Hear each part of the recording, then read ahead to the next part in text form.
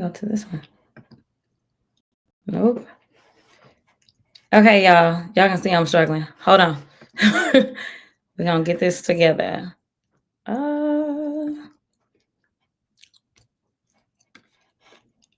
I just want to get rid of the scene. How do I press add scene? Huh? Press add scene. And then camera. Okay. Woo. The struggle is real. Okay, so hopefully y'all can hear me. I can't see anything because we're trying something new. I am streaming everywhere so that we can hopefully have a real conversation. So I have Sierra here. She's gonna help me. I hope she's paying attention. All right, so I wanted to talk government shutdown because I know there's a lot of noise out there. So I wanted to cut through the noise, and I wanted to have an opportunity to actually give you an opportunity to ask me whatever questions it is that you may have. So first of all, let's make sure everybody can hear me. Can they hear me on IG? Mm-hmm. Nope, they say they have no sound. Hold on. I can. They said they.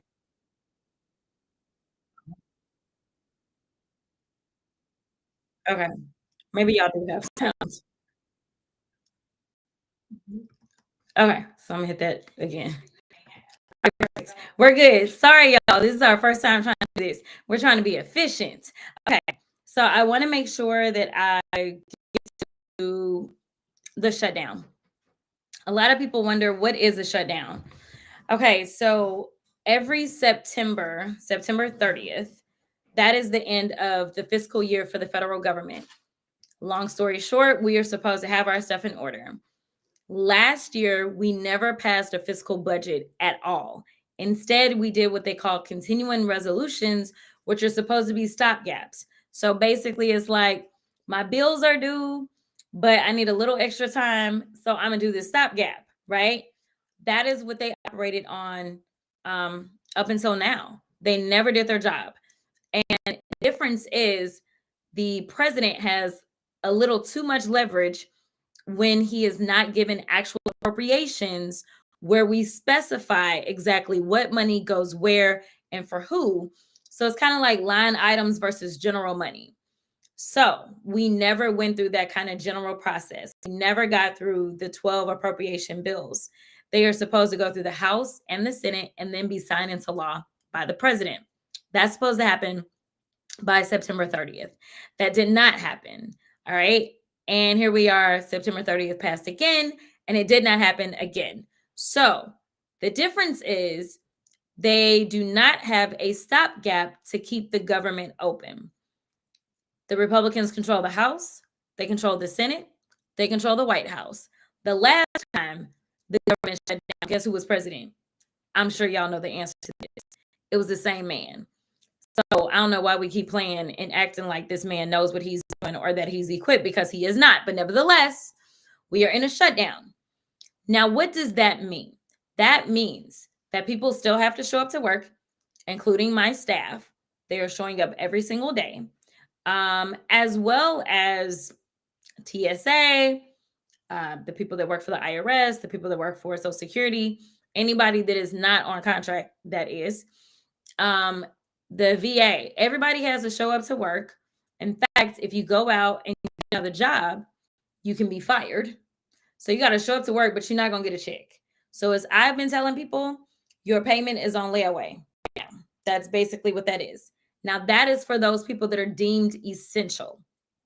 You have a number of people in the federal government that are not deemed essential. So if someone's not deemed essential, then they're sitting at home waiting to get called back to work. And even if they're sitting at home, they are not allowed to go out and get another job.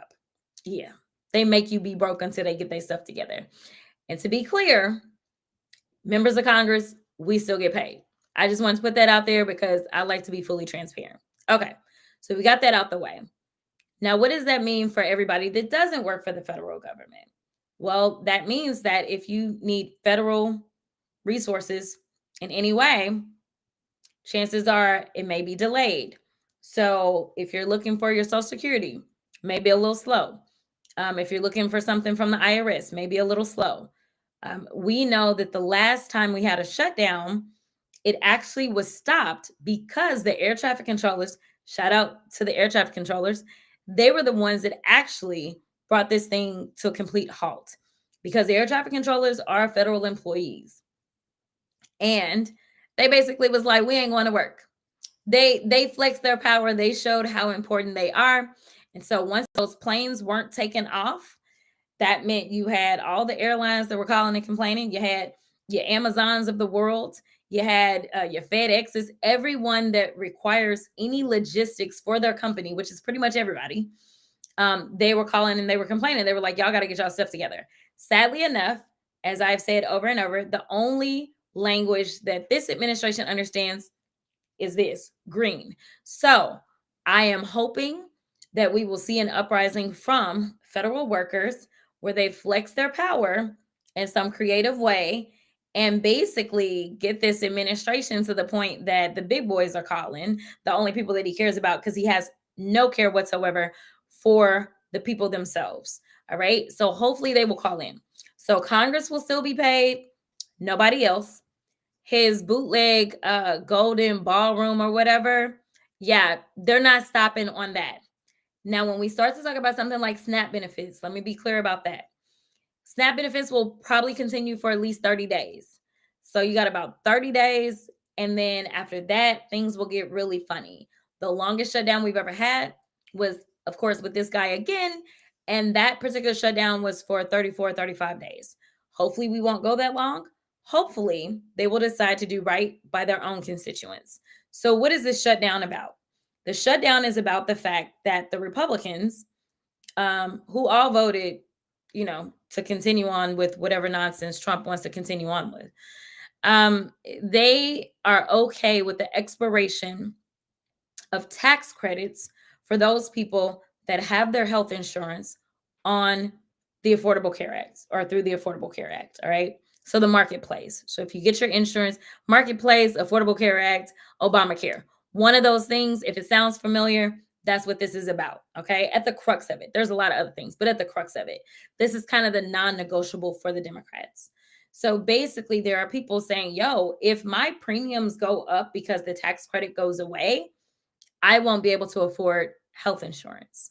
The sad part about this is that right now, most people are feeling like their lives are a lot more unaffordable because of the ignorance that we have seen around tariffs, because of the ignorance that we have seen around just the administration as a whole.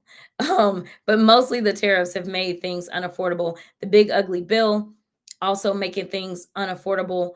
We know that this was the largest transfer of wealth from those that are, say, working class or working poor, up to the billionaire class. As we know, this president himself has enriched himself a ton. For the first time in his life, he probably is legitimately, I use the word legitimately very loosely, but he now is balling, right? After shaking down various news outlets for money, so that they hopefully don't get shut down, because we know that he doesn't care anything about the First Amendment, as he's engaging in these sketchy crypto deals that can't be traced with foreign governments, as he's accepting $400 million planes from foreign governments. Like, he's doing a lot and he's corrupt, and that's just what it is. And there is no other way to put it. All right. So Democrats have said, listen, too many people are going to be kicked off their health care. You already passed the big ugly bill that is going to take somewhere between 15 and 17 million people off of their Medicaid. And so you're pulling this $1 trillion out of the healthcare ecosystem. So everyone's healthcare is going up. It doesn't matter what kind of healthcare you have. Now you won't have that money paying into the hospital, paying into your doctor's office, and that kind of stuff. So everyone's healthcare costs are going up, to the extent that some organizations have already shut down or announced that they're shutting down because of this. If you use things such as the Boys and Girls Club and they get money from the federal government, that money isn't coming right now. If you use things such as Head Start usually gets a decent amount of money from us. That money now is not coming under this shutdown. So these are some of the things that are going on. I just kind of wanted to give a general overview, and I wanted to make sure that you understood some of the lies that they're putting out there. They are saying that we should blame AOC. Okay. So the House has 435 members and the Senate has 100. Somehow they have decided that they were going to blame AOC. Child, I don't really even know. Y'all do the math, okay? So I'm going to let that be that. They are also saying that this is about Democrats wanting to give money or give health care to undocumented folk. Just to be clear, I don't know that undocumented folk are showing up to try to get health insurance that it is illegal for them to get in the first place. Because last time I checked, a lot of them are not showing up to work. Heck, documented people aren't showing up to work because they're afraid because of what ICE has been doing. So I'm not really sure who is really on risk at all for that. Like that just doesn't make sense. That's not what it is. That is against federal law. We are not trying to implement a new federal law that would somehow legalize this. This is about our constituents and frankly, more of their constituents than ours. Let me see if I have any other notes and then I will take questions from Sierra. Yes. So if you want to know about healthcare and approximately how much it may go up by, Simone Sanders just pointed out, as I was just on her show, actually it wasn't Simone, I think it was Alicia. There's a New York Times op-ed that is out that talks about the cost of healthcare and how much it may go up. And the example was given a couple that brings in $85,000 that their healthcare cost potentially could go up by $24,000. I'm just saying. So this is a fight worth having because frankly, the pro-life party is showing that they could care less about a life once it's actually here. So now Sierra will give me questions. What does this say about their priorities? Well, I think we know that their priorities are misplaced. The question is, how many of us will take the time to actually do the research and understand what's actually going on so that by the time we get to these special elections, such as the one that's coming up in Tennessee, where we have an opportunity to flip a seat, or by the time we get to Prop 50 in California and we have an opportunity to say, because Texas wants to cheat, we are going to match our energy and fight fire with fire. So we are going to show up and vote yes on Prop 50. This also, will let us know, if we really are paying attention when it comes to the gubernatorial race in Virginia that's going to be on November 4th, or the gubernatorial race in New Jersey that's going to be on November 4th. It is important that we make sure we not only talk online, but we show up to the ballot boxes and we do what's right, which is kicking them out, because there is no quote unquote good Republican. I'm sorry. There's not, because they are going along with this. They are hurting their own constituents. I brought up SNAP benefits. Let me reiterate, as I have said over and over and over, SNAP is used more in rural America than urban America. I'm trying to tell y'all that because the vast majority of Republicans are elected by rural America. In addition to that, our farmers who are already struggling most likely are about to really struggle because of the shutdown and because of the Republicans' inability to govern. But right now, we have a record number of bankruptcies that have been filed by our farmers. Why? It's a lot of reasons, but we could start with the tariffs and the fact that so many of our farmers now are not exporting the amount of food that they would normally export, meaning that they're making less money, not to mention all of the illegal cuts to federal funds, which is yet another issue that I did not mention. We know that they are not honorable negotiating partners, right? We know this because we had things that were signed into law, things that have been voted on, and this administration, this president decided that he just was going to stop money that he didn't want to go out. That's not how this works. So that's the other thing. Democrats need assurances, next level assurances, because this guy potentially would get people to vote for it. And then the very things that Democrats cared about, such as making sure that those tax credits are available for those that are on Affordable Care Act, Obamacare, making sure that they actually get those tax credits. Who's to say that they just won't, decide, never mind, we changed our mind. So that's the other thing about these negotiations that makes it a lot more complicated. Next. Do you think this is to distract? Oh, the Epstein files. We ain't getting distracted. We staying on task. I will tell you that they are excited for this, though. I will say this. because if you didn't know, we ended up winning a special election in Arizona. Our newest member, who has not been sworn in, Congresswoman-elect Grijalva, is ready to sign and be the 218th signature on the discharge petition. Now, for those of you that don't know what a discharge petition is, let me tell you, it's usually just a messaging tool. We usually do not get the number of signatures that we need to override the speaker. The speaker is the only one that can really, for the most part, put bills on the floor. There are exceptions, and this is one of those exceptions. And basically, think of it like if your state has a petition process, if the people that are elected into office don't want to file bills or pass bills that you want, but let's say you want same-day voter registration or online voter registration, and your state allows you to do something, or we saw the ballot initiatives around reproductive access. We saw that happen in Ohio. We saw it happen in Missouri and so many of these other red states where their elected leaders would not put anything on the floor. So the people had to rise up. So we in the House, we basically have that same opportunity. If there's something that the body of members actually wants to put forward, then it takes 218 signatures. Right now we have 217. The 218th signature will be Representative-elect Grijalva's signature.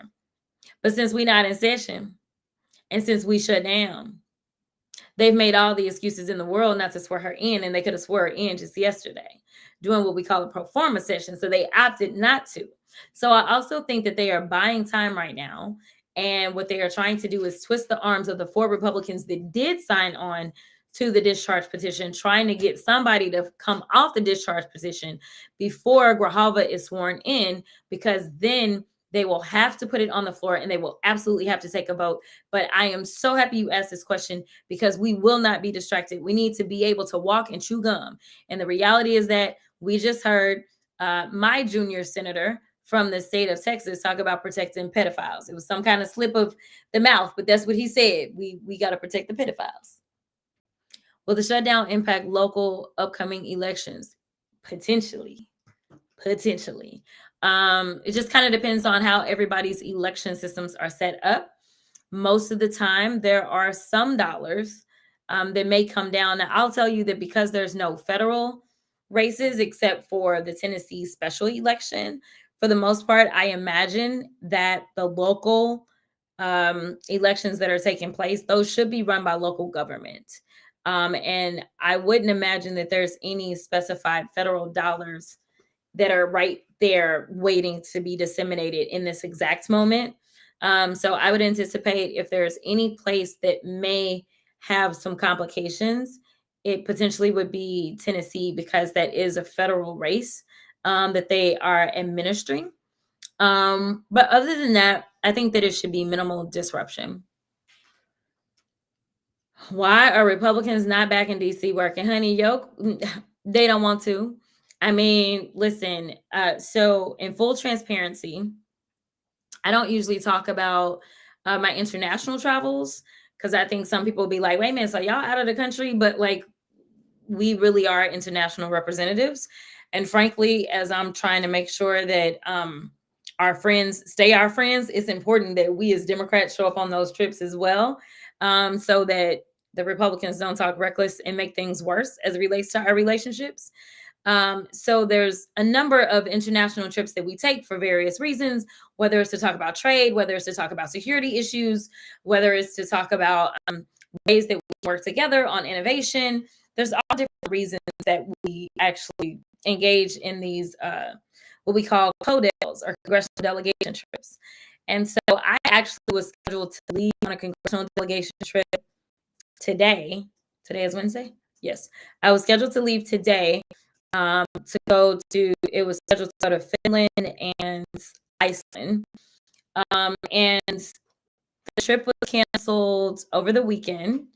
The Republicans, the majority, they are the ones that set up the trip. And they basically put us on a call and they said, we anticipate the government is going to shut down. We are not there. And the reason that it matters that the Republicans aren't here is that the Senate is consistently going forward with votes. So to be fair, because I do like to be completely fair, honest, and transparent, Republicans in the Senate are here. They are here. There was a bill that was passed out of the House. If the Republicans pass anything different in any way, if they pass that out of the Senate, then it has to come back to the House, and the House has to be here to then pass it, right? So the House basically has said they don't care, and so they're not here because they have no intentions of passing anything, even if there is a negotiation that comes about between the Senate Democrats and Senate Republicans. It doesn't seem like the House Republicans are interested in working. Now, we are supposed to be back in session on Tuesday, according to our calendar, but we were supposed to be in session on Monday and Tuesday of this week anyway. And they didn't show up because the speaker called it off. So we will see if they come back by next Tuesday. But I am in DC. I am ready to work. Whenever the Republicans say they about this life, I'm going to be here and I'll be ready to work. What is a congressional district? How do I find mine? Oh, this is a very good question. So every state has a specific amount of congressional districts. When we go through the census every 10 years, what happens is there's a redistribution. So we have a total of 435 seats, no matter how many people are in the country. But let's say people are moving from South Dakota and now more living in California. So what happens is we redistribute the number of seats, but the seats always stay the same number, 435. And the amount of people that we represent fluctuates based on how many people are then counted in the census. So in Texas, because of the amount of people that moved into the state according to the last census, we went from having 36 congressional seats to 38 congressional seats. And then New York lost a congressional seat, and I think maybe California lost a congressional seat. So our seats are approximately 766,000 people, which is one of the reasons DC statehood matters. I'm just saying. DC alone has about that amount of people, yet they do not have a vote in Congress. And we have some states that don't have 766,000 people. We have states that have a smaller population than DC, and you know they red states, but somehow they get 2 senators and they also get 1 House member. So you can you can type in Google who represents me in Congress, and then you'll get this website and you can type in your address and it will tell you exactly who your member is in Congress. When are the Texas special elections? November 4th. So we have another special election. I'm glad you brought that up. I skipped that one. Down in Texas 18. So we will get yet another Democrat. So that election is going to be on November 4th.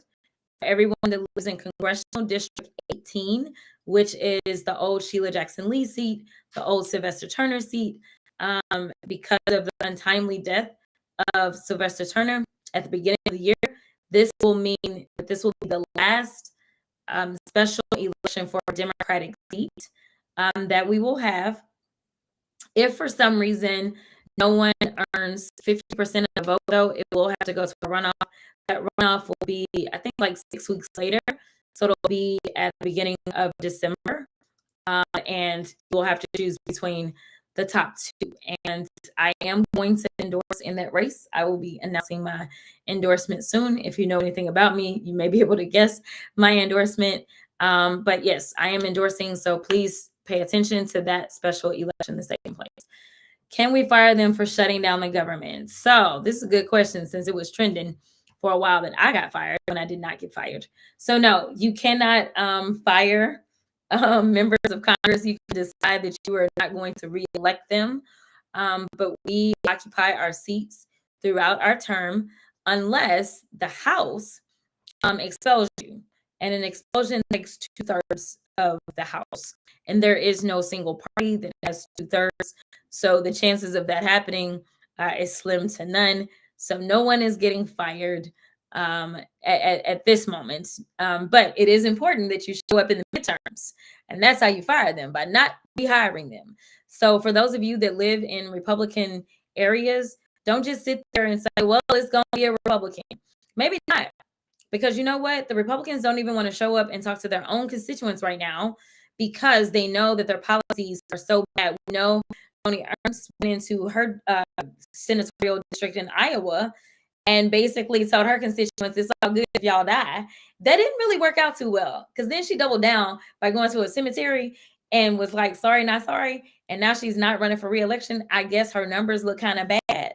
So listen, crazy things have happened. We know that the last time Trump was in office, he ended up having a sweep.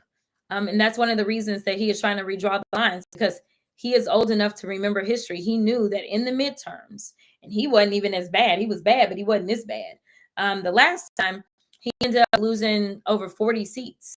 So that's why he's trying to rig the system so that hopefully he can still maintain control. Because if you let the Democrats get control, you ain't got to worry about the Epstein files. We gonna go get them, right? And even if Pam Bondi and them don't want to turn them over, don't worry about it. We get courts for that, and we will absolutely head to court with these valid subpoenas, and we will get court orders, and we will have people held in contempt, and we will do all the things. So give us some power so that we can start doing some digging and figuring out what all did Elon do with y'all's information, where all did it go, and who all did he fire, and why did he fire them, and how many people have been fired just out of simple retaliation. And let's take a look at these vindictive prosecutions that they are engaging in. The one thing that Trump is afraid of more than anything right now is real accountability, and the Democrats can usher that in. I sit on both the committees of main jurisdiction. We'll be ushering that in, oversight and judiciary. So it's important that we show up and we just keep voting every single election. How long can the government stay shut down? There is no limit. There's no limit. So I don't know. There's no limit. What does this mean for us in the military? So first of all, let me say thank you to each and every one of you that serves, especially right now, with the drunkard that is over the Department of Defense, because that's what it's called. Let me just say that our armed servicemen and women are not paid in this moment. No one gets paid but Congress. Like nobody gets paid but the people that shut the government down. I'm just being real. I know that sounds counterintuitive and whack, but I'm just telling y'all what it is. Nobody's going to get paid in this moment. Once we reopen the government, then what happens is typically it's written in that everybody gets back pay. So I would suggest, I think that it's a good idea for everybody to make sure that they're saving as much money as possible, no matter if you work for the federal government or otherwise, because our economy is shrinking. He is tearing everything apart. He is compounding the issues, right? And so it's causing us issues from his failed immigration policies.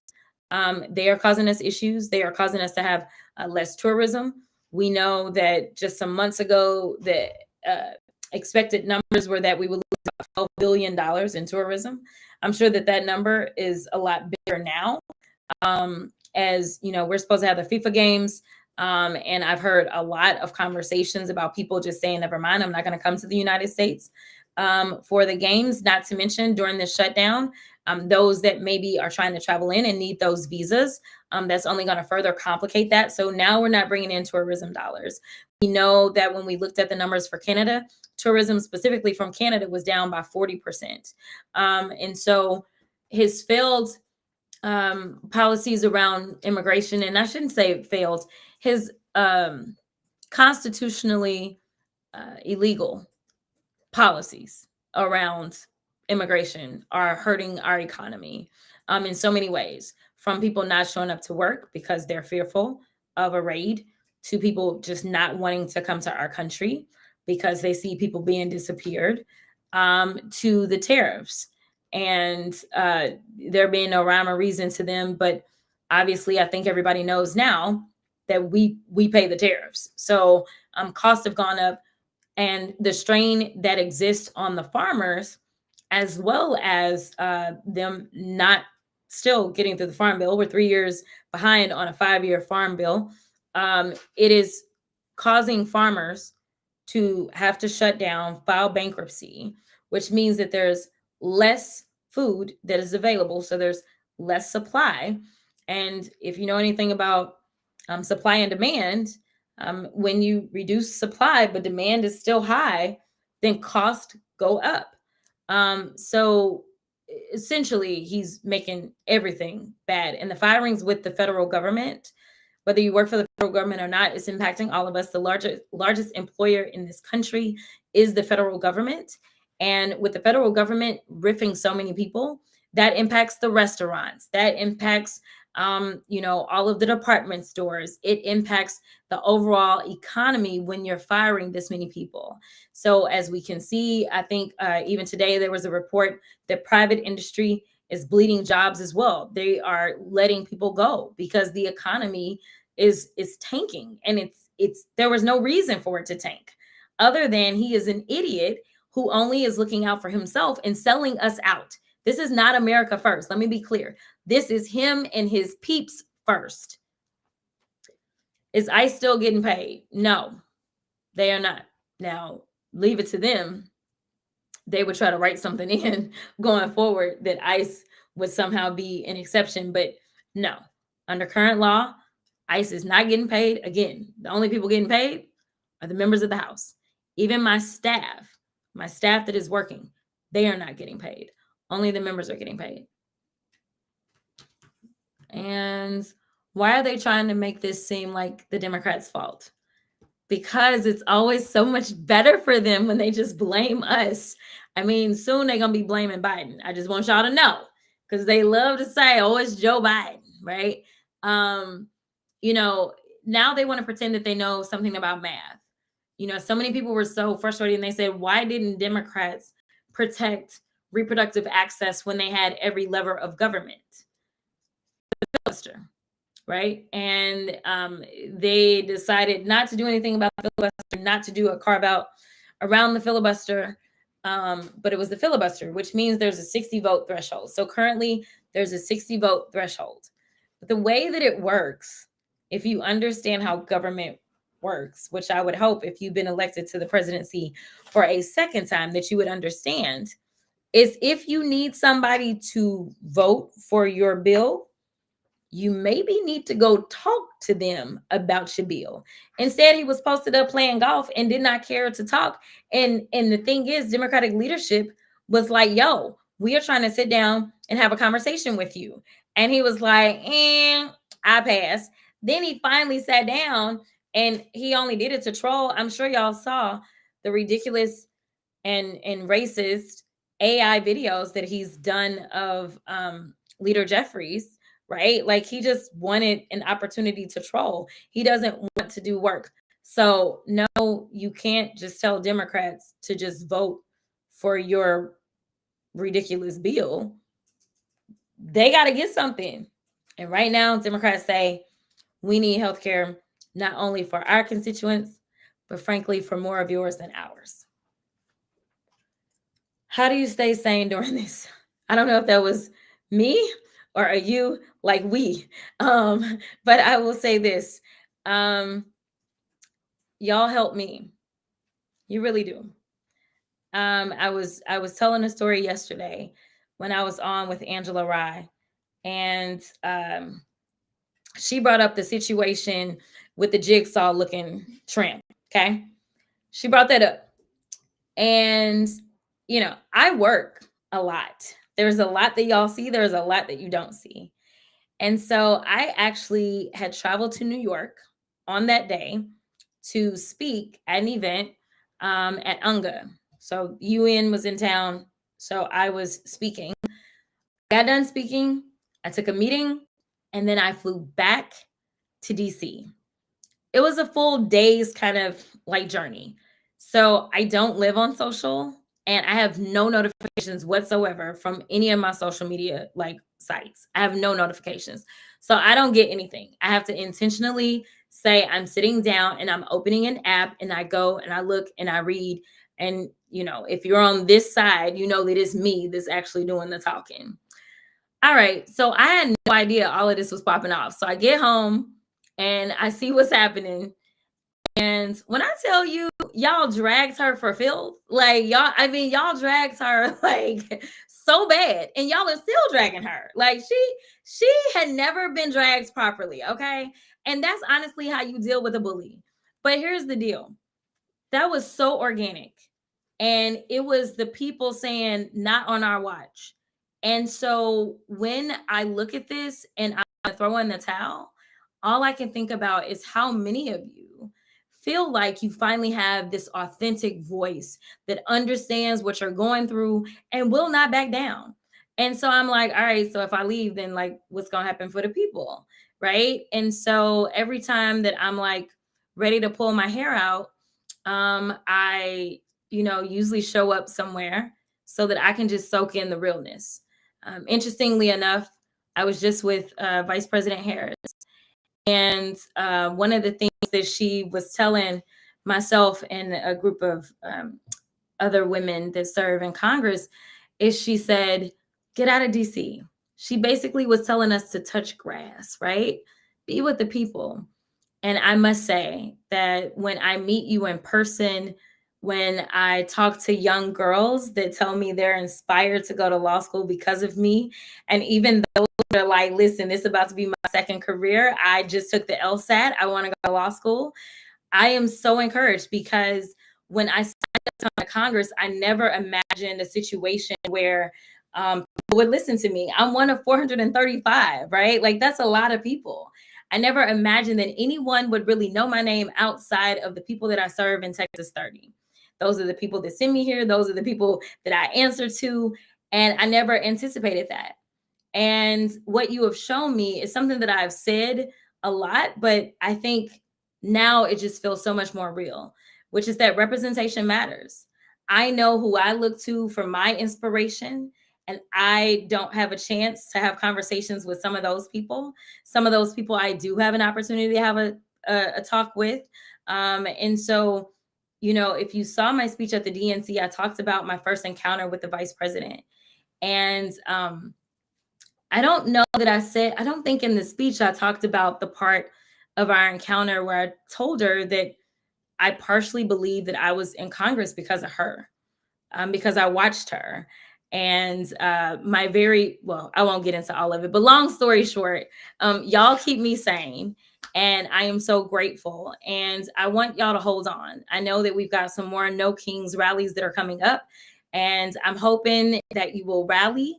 I'm hoping you will talk to your friends and family that work for the federal government and tell them to hold strong and come up with creative ways to make sure that they can make some good trouble. This is our time as a people to rise up. This is not our time to give in. Ooh, will student financial aid be impacted? I'm going to say yes, to the extent that the Department of Education obviously is another federal agency, and financial aid is administered through them of sorts. So it does have the potential of impacting financial aid in a number of ways. But do I think that somebody's like financial aid package that maybe has already been laid out is going to stop? I don't. Most of y'all should already be in school. Yeah, because we're in October.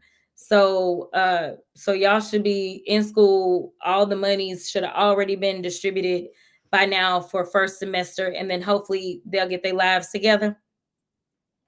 And we can go ahead and make sure that there's enough personnel that exist at the Department of Education, and they're working to make sure for next semester that you're good to go.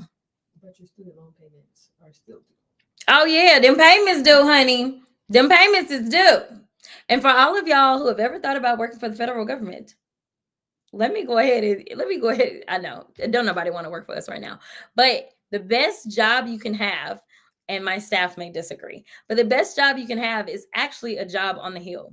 So I'll just tell y'all about this little benefit, since we're talking about student loans, because I'm still like feeling a way that I can't get any student loan forgiveness, but I appreciate giving out these coins for everybody else. If you work for a member of Congress, then your member of Congress can actually pay your student loan payments for up to $800 and something a month.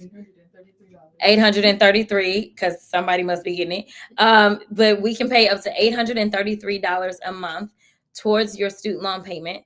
And the time that you spend in the office goes towards public student loan forgiveness. However, y'all know what I'm talking about. And so what that means is, technically, if you get out of school and you go work on the Hill for a member, then, or you can work in their district office, so long as you work for a member.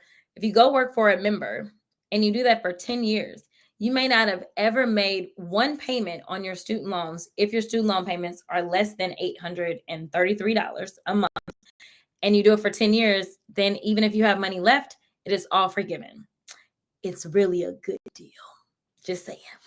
All right, I'm going to do one more because I got to go do CNN. Okay, a lot of us feel powerless. What can we do? Do not feel powerless. I know that it is easy to fall into the slump, but if you do that, they will win. And so I want you to make sure that you focus on, number one, protecting your peace. So protect your peace in whatever way you can, okay? Make sure that you don't feel guilty about saying, I got to protect my peace. At the same time, understand that we all have a level of influence. There's so many people that do not want to listen to politicians, and I completely understand why, but they will listen to you. So make sure that you're talking to your friends, your neighbors, your family members. I was talking to a friend of mine who actually works for the federal government just last night, and we were talking about the shutdown, and he was telling me that he was so surprised at the number of people within his orbit, one of his friends being the CEO of a major corporation, another friend, just like a very well-to-do man. And like they said, they hadn't voted in years. Said they hadn't voted. And he didn't know because they hadn't had those conversations, and he was just being presumptuous. So I say, number one, don't be presumptuous. Number two, make sure you educate yourself. If you're on here, that is because you wanted to get some education. Number three, make sure you share this education out. As you learn things, make sure you're sharing the truth. Because one of the reasons that we lost is because so many people did not know what the truth was. They allowed disinformation to seep into their orbit. And so we got to make sure that we're keeping it clean. Every time you see something and you know that it's a lie, you know it's wrong, such as this shutdown is about illegal people, right? Shut it down immediately. Make sure you shut it down. And last thing that I'll say is that while we are all connected here online, get offline, get into the real world. I mean, yes, I'm glad we could be here, right? But it's time for us to start connecting as people again, because what's happened is it's easy for people to hate people that they don't know because they're just stuck behind a computer. So start rebuilding those relationships with your neighbors.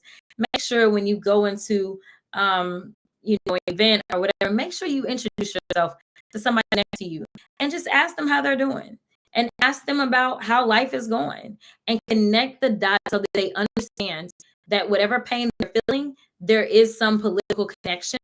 But never start by being like, I'm Democrat and Trump is terrible, even though it's true. Even though it's true. It's true.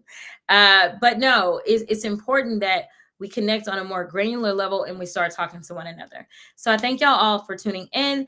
I hope this worked on all my platforms, child, because if it didn't, my staff, yeah. Okay. No, but anyway, God bless, and tune in to CNN because that's where I'm about to go. And Sierra's going to take me off because I don't know how.